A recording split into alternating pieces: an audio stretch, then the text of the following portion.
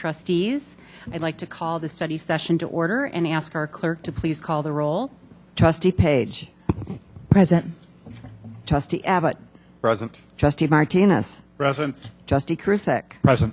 Trustee Blair. Present. Mayor Cunningham. Present. Quorum is established. Thank you. Well, again, good evening. This evening, the only item on our agenda is a discussion of property taxes. This item was requested through residential questions that have come through. And this evening, our Finance Director, Leto, has a presentation similar to the Property Tax Forum for our review. We can then identify suggestions or next action steps, and I would call Director Leto, please. Thank you very much, Mayor.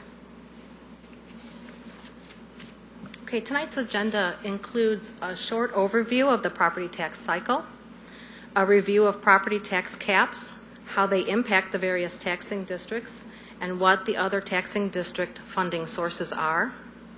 We will look at the village's tax levy in more detail. Then we're going to talk all about equalized assessed valuations and how those impact our levy and the tax rate. We will review what our communication efforts have been in educating our residents regarding property taxes. We'll take a real quick look at what other potential revenue sources there are available to the village, and also what, if anything, can be done to help our senior community. And then finally, where property owners can go to for more information. So let's start looking at the property tax cycle first.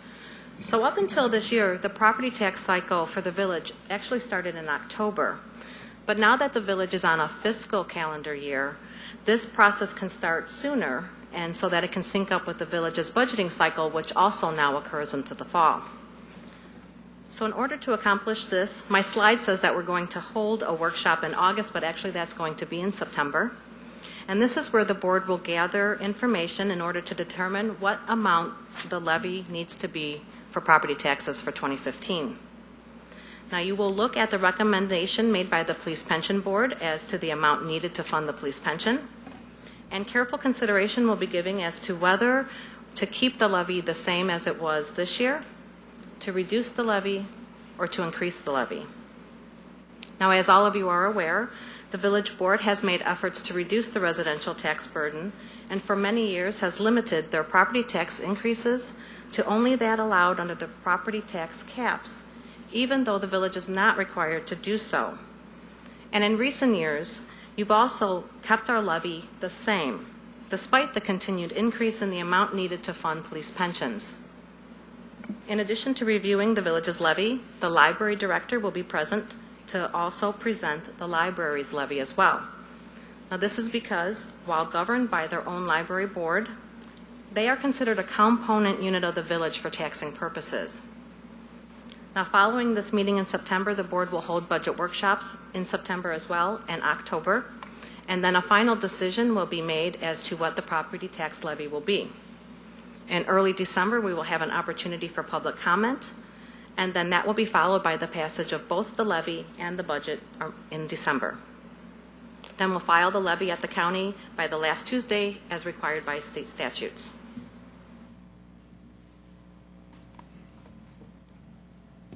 So while the taxing bodies are determining their levy for the year, the township assessor is busy determining the property values of each of the property in their township.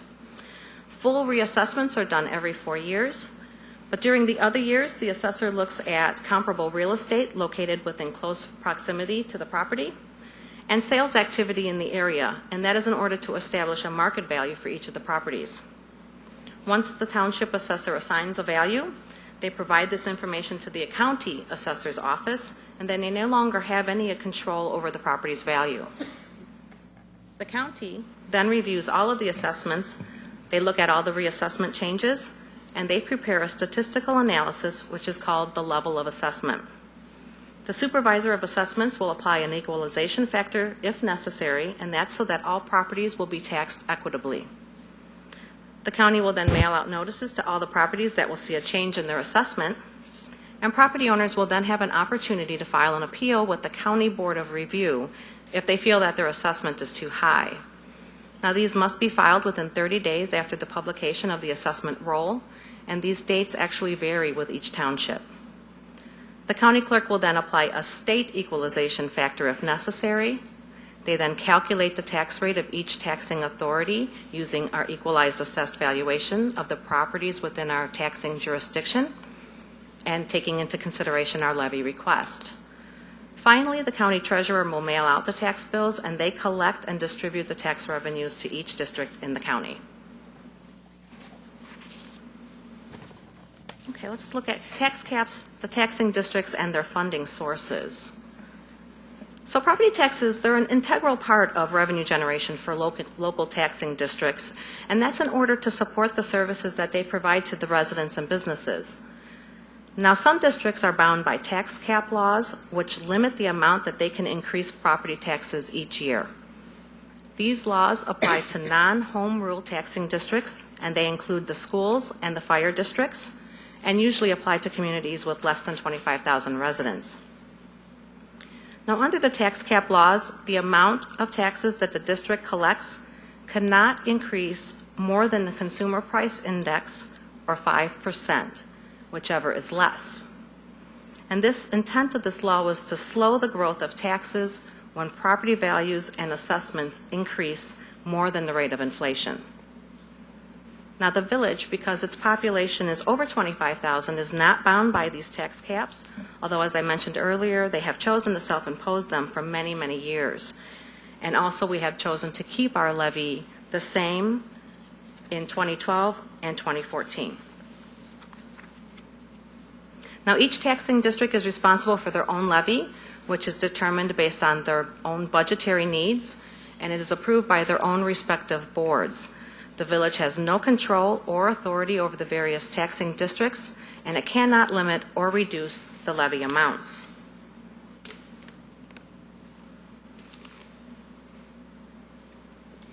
Excuse me. Now, I asked Hanny to put this slide together for me, and I think it really does a good job of illustrating the revenue makeup of our main taxing districts in the village.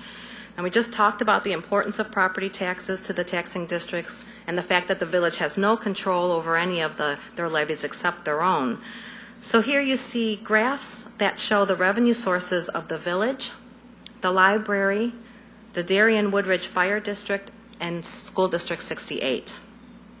Okay, now, who remembers Sesame Street and that game that they used to play, which of these is not like the other, which of these is not the same? That is exactly what I thought of when I saw this slide, so I do have to admit that. And the reason being is that because I thought it was, wow, that's pretty easy to determine which of these pie charts is very different than the other, and that's the villages. And that's because the village, unlike the other taxing districts, has a diversified revenue base. We have the ability to raise other revenues or implement new revenue sources if need be, and we will actually go over a little bit of the options that we have a little bit later in the presentation. So the others, the library, the school district, and the fire districts, as you can see here, they get the majority of their revenues from property taxes. And as for their cost of services, as they rise, they don't really have many other choices to pay for these services other than raising property taxes. So as I mentioned earlier, the school and the fire districts, they are also subject to the tax caps, which does limit their growth of their revenue base. Now the library, since it is a component unit of the village, it is not subject to the tax caps. However, like the village, they have self-imposed them each year as well. So to put this into a little bit of perspective, let's look at the pie chart for School District 68. Now, they collected $52 million in revenues in 2014. Almost $36 million of that came from property taxes. You compare that to the villages, we had $34 million in revenue, so not too much less, but only $3.2 million of that came from property taxes. So let's look at the village's levy specifically. So while we have a more diversified revenue base than our other taxing counterparts, the village also provides a wide variety of services to the residents and businesses. Some of these services include police services, road maintenance, forestry, stormwater management, code enforcement, community development efforts, as well as clerk and administrative services. Looking specifically at the village's last tax levy in 2014, our total levy was $3,181,541. Now, of that amount, 52% or $1.65 million was our corporate levy, and 1.54, or 48%, was to fund police pensions. Now you can see by comparing the two graphs here that police pension funding increased 11% over the last 10 years and has decreased the amount available to fund general operations. And I should clarify that it increased much more than 11%. What I mean is it has taken over 11% of that pie. And we'll talk a little bit more about that as well. Also in 2014, the village had just over $2 million in debt service payments that they made, but these were not paid for using property taxes, but rather through other revenue sources, which helped us to keep our tax rate low. And so in 2014, the average taxpayer with a home with a market value of about $221,000 paid $232 in taxes to the village. Okay, so as you saw in the last slide, the village's property tax levy contains two line items. The one line item is the amount needed to fund the police pension, and the second line is called the corporate levy. Now within the corporate levy, we pay for the cost of our liability insurance, the cost for our IMRF and FICA, which is the pension costs for our non-sworn employees, and the last component of the corporate levy are the dollars needed to help fund general fund operations.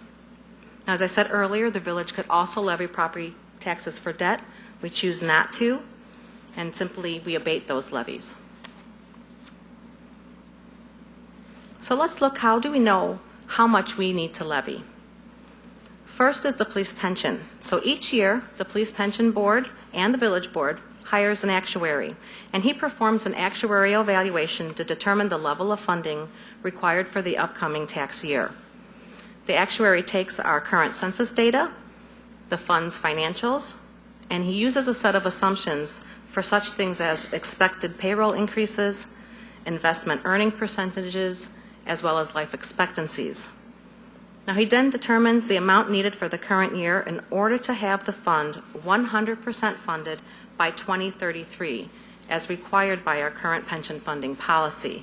I should note that this is more aggressive than what is required by state statutes. State statutes only require funding at 90% by the year 2040.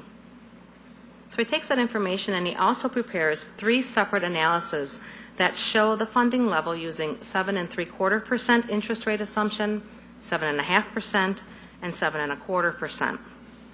Now the purpose of this assumption is to base the calculations off of what we believe the pension fund investments are going to earn over the long term. So for example, the higher the interest rate, the more we will believe the fund will earn through investments, the less we will need to give the pension fund from the village. Conversely, the lower the rate used, the less we think that they're going to earn from their investments and the more dollars that we're going to need to fund to pay for the pensions. The amount that the employees contribute stays a level 9.91% of their salary. This slide here shows the recommended funding requirement for the 2015 levy that was prepared by the actuary using a 7.5% interest rate assumption. Now that amount is $1,748,481.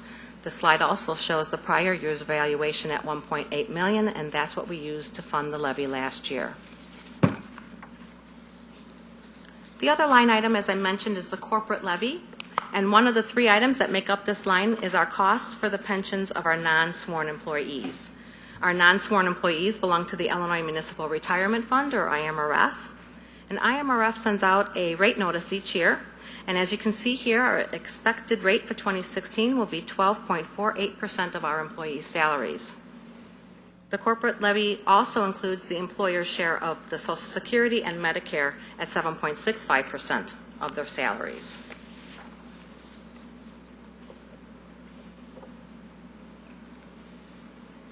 The second component of our corporate levy line is the cost for our liability insurance. The village belongs to IRMA, which is a risk management pool, and here's a section of the bill that we use to determine how much to levy annually. And we paid $591,697 in 2015. Now we actually apply a hierarchy to how we allocate our tax levy dollars. So first, we allocate the amount needed to fund our police pensions. It's followed then by the IMRF and FICA costs, then our liability insurance, and then finally the dollars used to support the general fund operations. Okay, so all of these components get put together, and staff assembles a series of spreadsheets, much like the one that you see on this slide here. We will prepare a set of schedules that self-impose the tax caps, and we will prepare a set that holds the levy flat. Within each set are the police pension funding requirements using the 3 sets of interest rate assumptions that I spoke of earlier. So when we are done, there is actually a total of 6 schedules for the board to review. Now, the first step in the levy process for staff is estimating what the value of all of the property in the village is going to be. And this is called our EAV, or Equalized Assessed Valuation, and I will talk about that in more detail later. So to determine this estimate, staff works with the Township Assessor's Office as well as the Community Development Department in order to get an idea of where our property tax values are trending and what, if any, new growth we will see in the coming year. And that gets put into the first part of the slide here, as you see up at the top, where it says current assessed value and TIF assessed value. We then put in the required funding for each of the components, and we basically work from the bottom up of the spreadsheet. So first you see here in bold, let me get my cursor here, is the $1.8 million for police pension. We then allocate our FICA costs, our IMRF, our liability insurance, and then if there's anything left over, we add it to the corporate levy. This particular spreadsheet is the levy amount that the board approved last year, and as you can see from the amount, it did not change from 2013 to 2014. So if you look at the levy for 2013, keep losing my mouse, sorry, it was $3.181 million. The board voted to keep that the same, so we had $3.181 million to divide up again.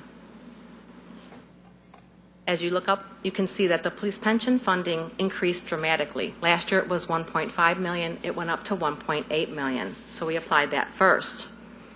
And because we did not increase the amount that we were collecting and had to allocate more dollars to police pension, there was less left to fund the other items. And this is the first year that we were unable to fully fund the liability insurance through property taxes, and also where there were no dollars available to be allocated for general operations. Now, the bottom half of these spreadsheets calculates the estimated tax rate, which is based on the expected EAV and our levy requirements, and it applies that to the average homeowner in the village to see what impact the village's levy will have on their property tax payment.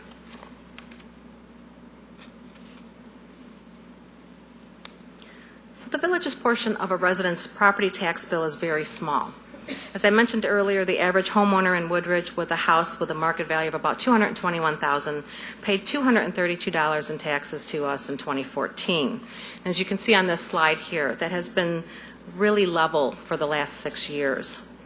And over the last 12 years, it has increased only $61, so from 2002 to 2014. Okay, as promised, let's talk about the equalized assessed valuation and how that impacts our property taxes. So on this slide here, it is a little snippet from your property tax bill. So it's found in the lower right-hand corner, and you'll see that I'd like to kind of walk through what each of these line items mean. The first line here is the TIF frozen value. The only time there'll be something there is if that property is contained in a TIF district, so for most property owners that will be blank. The next line is the fair cash value, and that is the amount, basically their market value. If the property can be sold, if there's a willing buyer and a willing seller, that is the fair market value. The next line is the land value plus the building value equals the assessed value.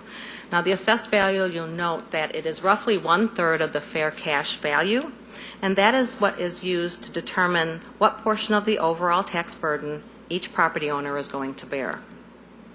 The next line is the state multipliers, and that's the equalization factor that I talked about, and it's applied if it's needed. In this example, it is not. And it comes down then to the equalized assessed value. And that is the result of applying that multiplier to the assessed value. Otherwise, it will stay the same. Following are a number of exemptions that could be available to the property tax owner. The most common one is what you see here, and that's the residential exemption. And then you get down to something that's called the net taxable value. And that is what the tax rate is applied to, and that what determines the amount of the property taxes that are owed. The next line is the tax rate, and that is the amount of tax due per $100 of the net taxable value. And this tax rate is determined for each taxing district, and it is determined by dividing their tax levy request by their equalized assessed value for the taxing district. And then they add up all of the different taxing bodies within that property homeowner, and that's where you come up with the total tax rate. And in this example, it's 10.0967. So in this example, you would take the net taxable value of $64,260, divide it by 100, and multiply it by that tax rate to get the total tax due of $6,488. Now, there's two items to note here. First, the amount of taxes collected by a taxing district is not tied to EAV. No matter what the EAV is, the taxing body is going to collect the dollars requested unless they're reduced by the tax caps. What will be affected is the tax rate. The higher the EAV, the more value in property taxes or property that we have to spread out the collections amongst, and so therefore the lower the tax rate. The lower the EAV, the less value we have, the higher the tax rate. So a common question that we hear is, why do my property taxes, why are they going up while my property values are going down? And that's because of the concept that I just mentioned. So what happened during the Great Recession is everyone's property tax values declined. Everybody's did. It was across the board. Our entire EAV for the taxing districts declined. And so then it required us to collect more from a smaller tax base, which resulted in a higher tax rate. So we still received the same amount of dollars. We just needed to have a higher tax rate in order to collect that. Now, if by chance someone's individual property declined while our entire EAV went up for the year, that tax rate would lower, and because their property value lowered, they could see a decline in the amount that they would pay in property taxes for that year. The other comment I'd like to just point out is the mix of property classifications is very important too. The greater percent of commercial and industrial properties helps to lessen the tax burden on the residential properties because they carry much greater property values and they help increase the EAV sometimes significantly. So on this slide, you can see the mix of property classifications between the Village, School District 68, the Park District, and the Lisle-Woodridge Fire District. Now, these percentages differ because their service boundaries vary. The Village and the Library have the highest mix of commercial and industrial properties at 35% of our total EAV. School District 66 or 68 has the lowest mix at 23%. The Park District has 30%, and the Fire District has 29%. I'm sorry. Just ask for questions. Oh, absolutely. Are there any questions that I can answer? There's going to be more, but I just want to, I mean, she just went through a really complicated piece of math. I just wanna Absolutely. Make sure. Trustee Martinez, please. I have questions from other slides. I didn't want Oh, absolutely. I can go back Let's go back to that. to the beginning. All, To which one? I'm sorry. the operating revenue sources for the four. The four of them? Okay. This one. I'm going to get to it. Eyes. Right there. Okay. District 68. Yes. I'm assuming you're not going to cover much about the school district because you're covering mostly the Village. But it's obvious that it's a large impact on the total tax rate that the residents pay.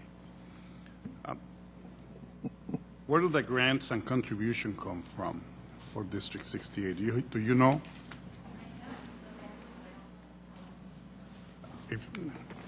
If you don't know, you can. We can actually get that for you, maybe another time. I'm just curious, that's all, because I didn't realize that they were not covered all by property taxes. Yeah, we took it from their audit, and I don't know that their audit goes into the full detail of what grants that cover, but as Katie mentioned, we can certainly get that to you. Okay, so if you can, that's just a question. And then, if I go forward, may I continue, Mayor? Please. On the tax levy for the police pension. Slide, please. Yes. Is that, That one? Yes. Did she say that the contribution went down by just about 3%? Is that a negative 2.9? That is correct. Last year it was 1.8 million, it went down to 1.748. Would you like me to Okay, kind of so- talk why? Yes. If you recall, the board approved additional funding to go into the fund of $400,000 for the year. That coupled with their investment earnings and the makeup of the fund. So when they do these, it's a snapshot in time, right? And they come up with their valuation so that we're 100% funded by 2033. And so he recalculates every year, and so we had additional dollars that went into that fund, which then spread out. We owed less, and so it says, okay, now you only need to fund us 1.7 million because he is going to get us to 100% funded at 2033. Okay. Not sooner. Got it. Thank you. So negative is good. Yes. Okay. And then the last one I had was on the EAV and property. I think on the property owner slide, Which one? Like up here? Sorry. What they paid to the village or the no, this historical? one here. EAV and property owner Oh, slide. okay. Absolutely. The one you were just on, actually. Was I just on it? No, he had the other one where I was doing the property thing, right there. Okay. I think the comments from the residents that we all get our tax rates, our tax bills every year, is we know the village is doing the best they can to mitigate taxes, but you already indicated what the percentage is. It's that 10.1 or 10.09 multiplier. Yes. I call it multiplier, tax rate, okay? Because that continues to continually escalate. I think last year it was in the nine something, and the year before was 8. So that, it doesn't matter how the AV behaves, if that number continues to go up, our overall tax rate, the likelihood is, as a total, the residents are going to be seeing a larger real estate tax impact. Because right now, the EAV is going down still. This was the first year where we had just a very slight increase. And so tax rates and the EAV are connected to each other. So as our EAV goes down, even if all of our, and I have a slide that I will show you, even if the tax levy stays exactly the same, when our EAV value goes down, the tax rate goes up. And so that's why you're seeing that number go up.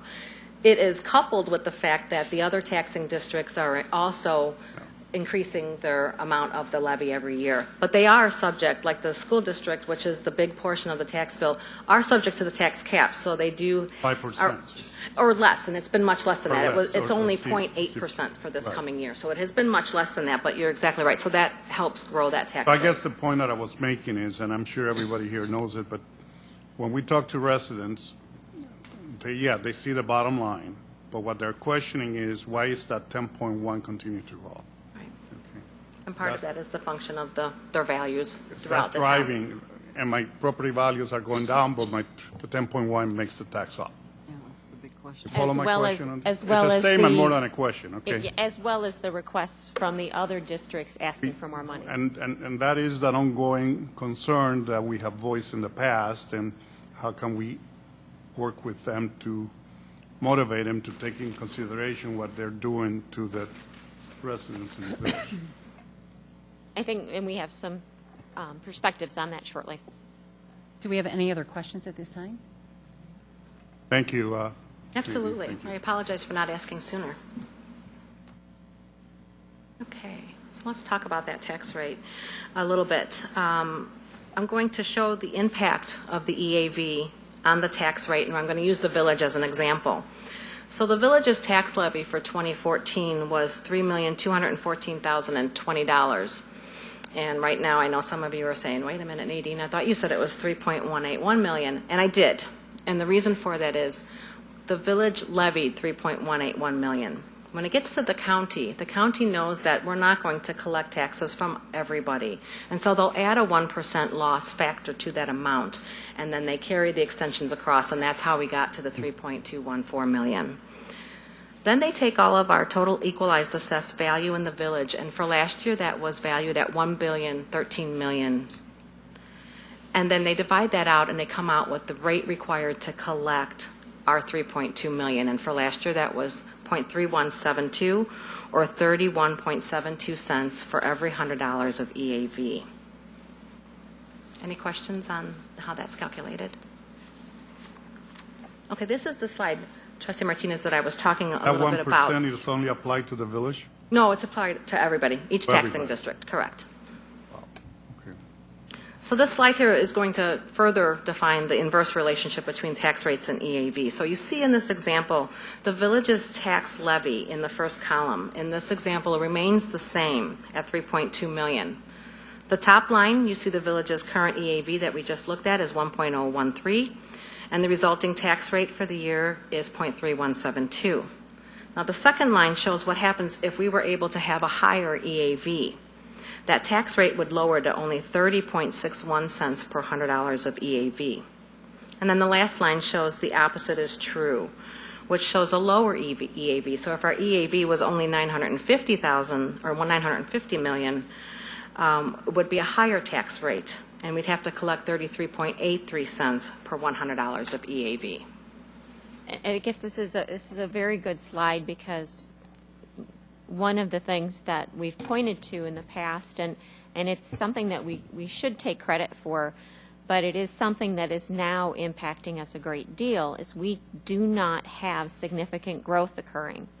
And so during the village's heyday and was growing and growing and growing and growing, we were able to take advantage of that EAV increase and the additional revenues that were coming in. And by that, we were able to hold the tax rate, but still collect more money Right. every year, year in, year out, Exactly. until 2009.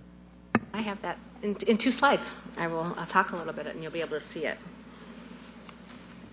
Okay, so this slide shows what the village's EAV has been since 2001. And so to Katie's point, you see in 2001, our EAV was only 687 million. And you see it rises steadily all the way up into 2009. And we hit a high of 1,269 million before the housing bubble burst. And then you're going to see this decline, and we decline every year, and we go all the way down to just a little over 1 billion in 2014. And then on the out years, which we have projected, we do hope to see some growth and some recovery, and we expect that by 2018 we will be somewhere in the about $1,048 million range. So here, this is going to illustrate what Katie was just exactly, she was talking about. This slide looks at the village's tax rates since 1996. So you can see in 1996, our tax rate was at 0.4689. Now that's much higher than it is now. It's not because we were collecting more money, but rather we had a much lower EAV in the village. Our EAV was only 439 million back then, and we had a tax levy of 1.7 million. Then you're going to see that tax rate, it declines each year. That is not because we were collecting less money. In fact, we were collecting just a little more every year. We were self-imposing our tax caps. But it's because our EAV was growing so much each year that it was able to drive down those tax rates. And so by the time we got to 2008, we were collecting 2.7 million in taxes. Our EAV had grown to over 1.26 billion, and our tax rate was only 23.37 cents. Then in 2009, as I mentioned, our housing market crashed. The village's EAV declined about 8% each year. And although the village limited their levy to the tax caps, and even in 2 of the years held their levy level, the village's tax rate continued to increase slightly each year. And that's because our EAV had decreased. Are there any questions before I totally switch gears and go to communication efforts? Any board members have a question at this time? Okay, Okay, thank you. no problem. So one of the other questions was what steps or what communications has the village done in regards to property taxes? And we've done several efforts, and I kind of like to touch on those a little bit tonight. Everyone's probably familiar with this graphic that I have on this slide.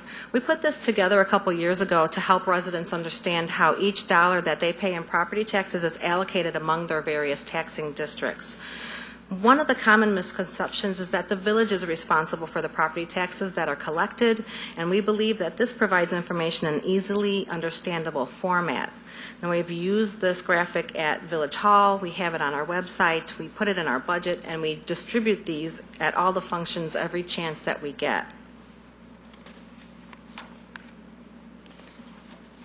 Some of the other education efforts that we've undertaken include a property tax forum that was held last year at the library, which was attended by representatives of the library, the Park District, School District 68, as well as the Lisle Township assessors.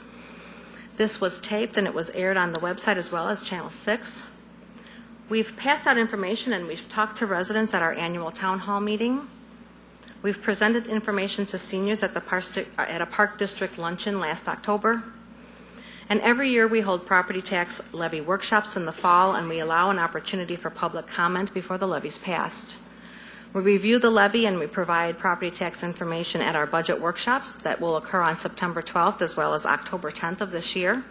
And we have information under the Transparency tab on the village's website. Also on the village's website is our GIS program, which includes a property tax layer. And this is a really cool program, and residents can quickly see the various tax rate ranges in town, and they can look at any address in the village, and they can see the exact property tax rate and that tax rate breakdown. We've also used e-news to send out information, and we plan to use Facebook this year as well. We're always looking for ways to improve communications, and so if there's something else that the board would like us to do, please let us know. Are there any questions on that? Okay. Another question that was raised by the board has been what other revenue sources could the village look at that might help to reduce the residential tax burden? And staff prepares a memo annually during the budget process, and we're currently doing that again this year. But I will touch on briefly some of the things that this board can look at. First, the village could implement an amusement tax, and this would be a tax on the various forms of entertainment such as movie tickets, golf rounds, and bowling. Now, Bolingbrook and Darien both charge a 3% amusement tax, and it's estimated that a similar tax in Woodridge could generate about $300,000 in revenues annually. A food and beverage tax could be imposed on the purchase of prepared food in the village. Bolingbrook, Warrenville, Naperville, and Hanover Park are just a few of the communities that have this tax. We estimate that a 1% tax could generate up to $400,000 annually. Sorry. The village could increase their home rule sales tax. Currently, we charge a 0.5% tax. If we increase this, a 0.25% would provide about $750,000 annually. We also currently do not charge the minimum rate per kilowatt hour for our electric utility taxes. Raising that could generate an approximately about $170,000 annually. And a liquor tax is also a possibility. Now, that is very similar to a food and beverage tax, but it's levying a tax on the alcohol that is either served at a restaurant or purchased at the store. And we don't have information readily available to us to know what our liquor sales in town, so we really don't know, without doing great research, what the revenue generation would be, but it is an opportunity for the board, and if we could look into that further if they'd like to. Are there any questions on the potential revenue sources? Yes. Trustee Martinez? When we had the discussion in the past, the focus that at least I looked at was tax additional revenue that can be shared by not just the residents of this community, but outside this community. A good example is the theaters. I mean, many different residents from Downers, Lisle, and others attend. On the utility tax, electric increase, is that strictly for the Woodridge residents? It would be, yes, and businesses. And so I will have an issue with that. I'll tell you that right now. Secondly, you did not include here the recently approved video gaming, which is going provide some revenue. I did not, because it was already approved. But Say that yes, again, please. I did not because it was already approved, but you're exactly right. It will bring in some additional revenues to the village. From what we had before. Correct. Right, and then we are anticipating about $30,000 a year, Pardon? 30,000 annually. What happened to the calculations that were made that was 80 to 100,000? I think what we just looked at the budget was 30,000. Was, yes. Okay. Thank you.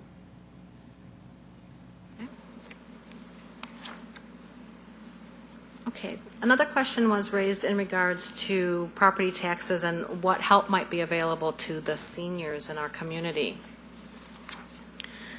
Now, the various taxing districts, the village included, have no ability or authority to provide any type of tax relief, discount, or any other arrangement to seniors. We levy what we need in property taxes for the year, and it is equally spread amongst the EAV through the tax rate in order to collect that amount. Now, there are, however, several exemptions that are available to seniors through the county clerk's office, and these exemptions serve to lower the residents' taxable base, thus lowering the taxes that they would be responsible to pay. And I'd like to just go over briefly a few of those. Now, the first one that I have up here is not specific to seniors, and it is the most common exemption. It is the homestead exemption. And if you own a home and it's your primary residence, you qualify for this exemption, and it lowers your overall assessed valuation by $6,000. The next is the senior citizens homestead exemption. And if you're age 65 or older and you own your home and that's your primary residence, you qualify for this exemption. And this will lower your assessed valuation another $5,000.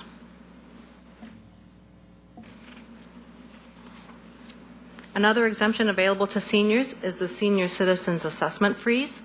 Seniors age 65 or older with a total household income before deductions of $55,000 or less are eligible for this exemption. Now, this exemption freezes the assessed value of your property in the year that you apply. So, for example, if you apply for the exemption this year and your assessed value of your property is $75,000, this amount becomes your base year. So no matter how much your assessed value increases over the years, as long as you have that freeze in place, your assessed value will be $75,000. Now, this freezes your property value, which determines the amount of your property tax burden. It does not freeze the amount that you pay in taxes. And I see Katie has a comment. Just a note here, because this is sometimes some people forget that if you apply for a senior citizen, not to say they can't or whatever, but in terms of the math, this does not reduce the total taxes collected by any governmental agency. So if Senior A applies for the senior citizens assessment freeze, he benefits, and then the rest of the community who have not applied for that same senior citizen assessment freeze gets a piece of his tax bill, so it shifts it.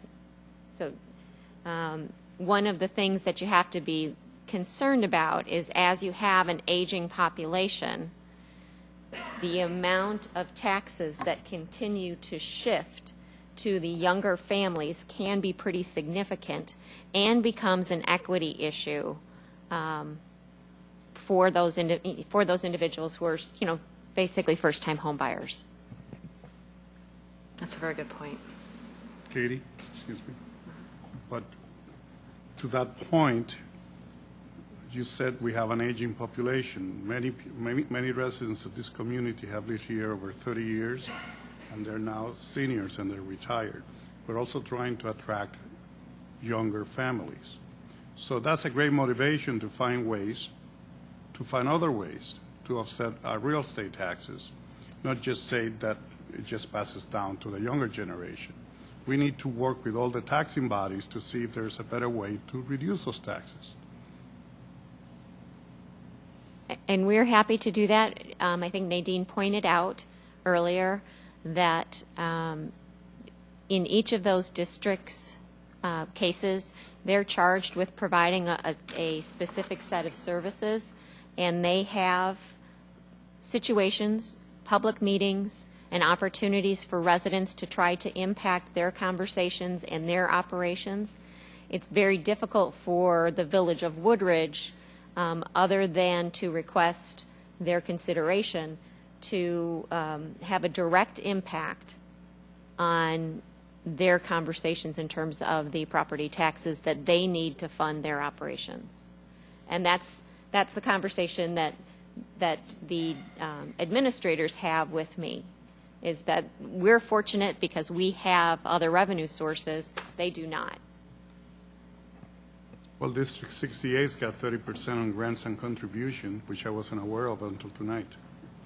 I think many of the grants and contributions actually would be considered state income. You know, it's the portion of the state money that is collected and then is remitted to them. But we'll get the detail on that. Definitely. Okay, there's another program available to our seniors, and it's known as the Senior Citizens Real Estate Tax Deferral Program.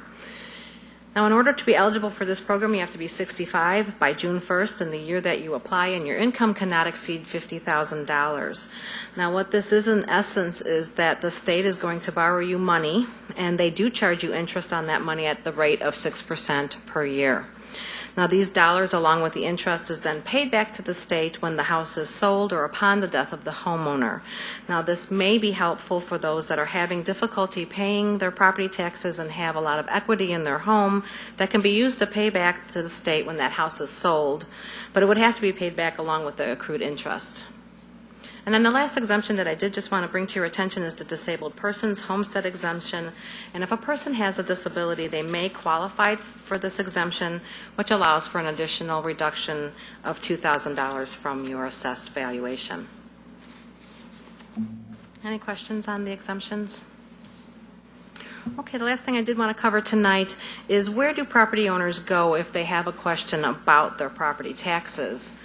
And the answer is, that really depends. If you would like more information on any of the exemptions that I reviewed tonight, or to find out what exemptions are available, you would contact the supervisor of assessments in the county that you live in. You can also apply for many of these exemptions there as well. If you have questions regarding how your property value is assessed, your township assessor would be able to speak to you regarding that. There are 3 townships in the village of Woodridge. We have Lyle Township, Downers Grove Township, and DuPage Township. Now, if you're unsure which township that you are in, you can refer to your tax bill. They do levy taxes, and so they'll be listed on your tax bill. If you want to appeal your taxes, or if you believe the value placed on your property is incorrect, it is recommended that you first go to your assessor and ask them questions. But if you don't get a satisfactory answer, you can request a review from the County Board of Review, and they can help you walk through that process. And finally, if you have questions about the amount of taxes that you are paying to any of the taxing bodies that levy a tax on your tax bill, you should contact them directly, as they will be best suited to answer your questions. And with that, I'd be happy to answer any questions. Thank you very much, Nadine. Are there comments or questions for Director Aletto or Village Administrator Rush from the board? Ms. Mayor? Yes, I please, have a Ms. couple of Abbott. questions for Ms. Aletto. Nadine? Yes. Regarding the potential revenue screen that you had up there, Yes. one question I had was, what are the projections for our sales tax revenue on a going forward basis, and what has it been in the last year or two? Is it flat? Is it going down? Is it going up? It has been increasing the last couple years. We do report that in the monthly report. It's been about 7%. How much? 7%. However, that does include, we have had a couple big businesses come into town, and that is gross of rebates that we do give to a couple of those businesses. And so it reduces that a little bit. But we have seen growth in our sales tax in the last couple years. The other question I had was regarding, it was one of the first slides you had that showed the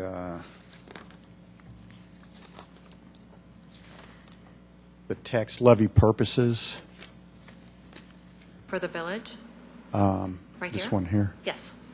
where it says for corporate liability insurance, IMRF pension, and general corporate. Is that by law that those have to do those have to be paid out of the property tax levy, or would we be able to pay those out of sales tax if we wanted to? We could if we wanted to. It's just the levy that we could, there's a number of things we could levy property taxes So this for. is this just a Woodridge's decision of how? It's of a what very we're gonna- common, you will see this in most Okay. municipalities, that they levy for their pension expenses as well as their. But we liability decide insurance. that. Correct, you're Okay. right.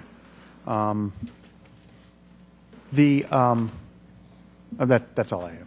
Thanks. I mean, for example, like Oak Brook doesn't even, they don't have any levy Levy other at all. than, I think perhaps maybe for their pension, but they Carroll don't have any Stream. other kind of levy. Willowbrook is very similar to that. They're solely reliant on sales tax. Right. Carroll Stream's another one that has no village levy. I'm sorry? Carroll Stream is another community that has no village levy. Thank you.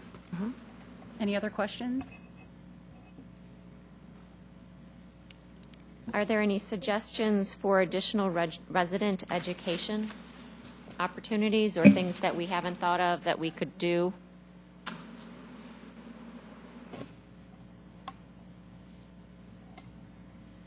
I got my pen ready. Katie, the league has suggested that they co-sponsor an educational, Perfect. and we could pair up with them. Okay, great. And that'll be this winter, or, before tax bills go out. Great. The League of Women Voters has Oh. indicated that they would like to partner with the village Yes. to provide an opportunity for resident education. That's perfect, thank you. I think that the tax forum that we hosted was very educational. I'm not sure the frequency maybe that we should consider, but I think having that repeated again, in addition to this and tonight's study session that will be made public, I think it would be important to revisit, because this is a number one question that we consistently get, and I think the more opportunity we have to talk and share, we'll garner information as well as be able to share information. I'd like to open this up at this time if we don't have any further questions from the board. Yes, Jean, can we put this on the website, this presentation? Yes, we are recording this presentation tonight. Just one more question for the board. Are there any ideas, to Trustee Martinez's point, to persuade? I guess that's the best term I can think of. What? Persuade other taxing bodies to toe the line? Good luck. Mayor, Yes, please. I would like to see, we have our town meeting, and it's a great night. Residents come out, and I think it's very informational to them. But when we break up into the sessions in the past, how we've done it, questions come up that we can't answer because they really are for the other taxing bodies. I don't know if there's a way to reverse it, to have the group sessions first and then have them mingle, or have somebody from the other taxing bodies at the individual tables with us. But I think that would be very, very helpful in communicating what the residents are saying to the other taxing bodies. It has been noted. Thank you very much. It was in discussion in some of our planning for town meeting, exactly. So thank you. Any other comments, or I can't? Good point. Anything from the public that's here this evening? Any questions, comments? Excellent presentation. Yes. Thank you very much. Thank you. Not hearing anything further, I'd like a motion, please, to close and adjourn the study session. Could I please have a motion? So moved. Thank you, Trustee Martinez. Thank you, Trustee Everett, for the second. All those in favor, just signify by aye. Aye. Aye. The study session is closed. Thank you very much.